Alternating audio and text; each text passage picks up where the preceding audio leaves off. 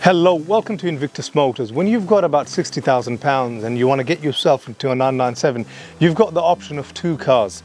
Essentially, you've got the 997.2 GTS. This is the GTS 4, so it's the all-wheel drive GTS. Or you can get yourself a 997.2 Carrera 4S. You might wonder, do I spend about £45,000 to £50,000 on this? Or do I increase my budget by about £5,000 to £10,000 and get myself a low mileage GTS? So let's cover in this review perhaps what you should buy out of the two cars.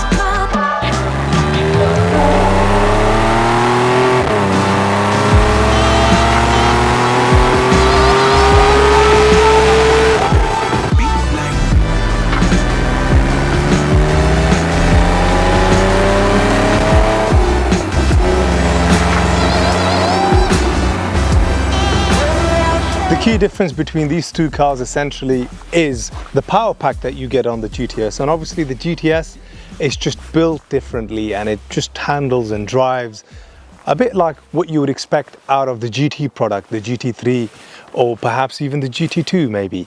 But it's something that you can essentially use in daily every single day with the benefit and the usability of that wide stance, the big fat tires at the back. And essentially it is one of these really rare cars that is not going to in any way, form or shape depreciate from the kind of prices they are in at the moment, but as a matter of fact appreciate in value. Whereas the 997 Carrera 4S, it is essentially a very well spec'd all-wheel drive Porsche 911. Spec wise, here you might not see much differences aesthetically because they're the same body shape.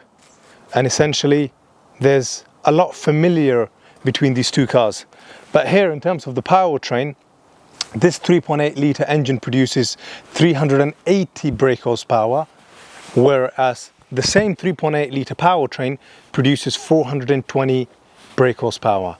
There isn't much in terms of a difference between the 0 to 62 times, because the 911 Carrera 4S will do 0 to 62 in 4.7 seconds, whereas this would do it in 4.6 seconds. I know Porsche underestimates, and in terms of the torque, very similar torque in between the two cars. So aesthetically, you're essentially looking at a very similar car, but at the same time, little things like the central lock on the GTS versus the normal Carrera S facelift wheels, these little things do make a bit of a difference. In terms of the chassis, in terms of the suspension, on the GTS, that is already 10mm lowered further from the 911 Carrera S or the 4S that has the PASM suspension, because that will come 10mm lowered. You press the PASM button, that stiffens the dampers, whereas the GTS would be 10mm lowered on top of the already lowered suspension that you would get on the 4S, as a matter of fact. So a little bit of a difference, and you can actually see that difference aesthetically, whereas this sits a little bit lower in comparison to the kind of gap that you get on the 4S. Now onto the inside, these two cars are a world apart in terms of how they look aesthetically, and let me just try to open them as wide as possible. Let's start on the GTS first.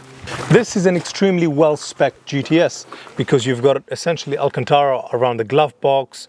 You've got the extended leather package whereby you've got leather all the way to the end of the dash here to the back of the vehicle. You've got GTS touches here in the seats to the back seats combined with leather, and you essentially find the sports steering wheel also wrapped in Alcantara. All of this is optional from factory on the GTS. Yes, one could essentially spec your Carrera 4S to the nth degree as you would expect on a GTS, but you're never going to get quite close to the GTS because the usability and the way the GTS drives in comparison to the 911 Carrera 4S, both from how it sounds, how it handles, how it corners, it's in a league of its own. Hence why they've been given the title of GTS. Let's just get into the inside of the 4S. Inside the 4S, yes, this is the coupe iteration. You don't have the sport steering wheel because this was spec'd with the multifunctional steering wheel. Still holds and feels extremely good with the smooth leather steering wheel. You've got the sport seats that you expect on the GTS. Overall, this has the leather interior, not the extended leather package. And overall, it is still a very stunning, beautiful looking car. Extremely well spec 911.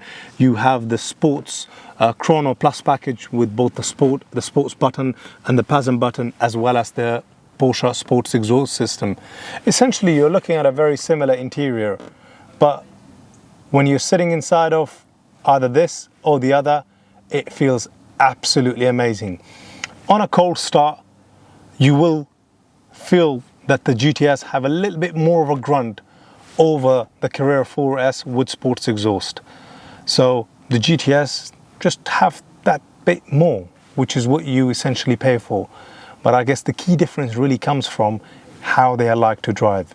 So I'm going to now do a separate review on this, because if you're looking to buy this, I'd like to be doing a completely separate review on this, and then I'll do a completely separate video on the GTS.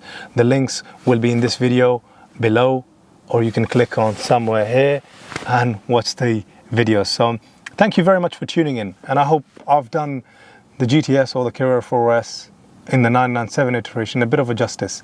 So good luck, and whatever you buy, make sure you're happy with it. Thank you. Bye bye.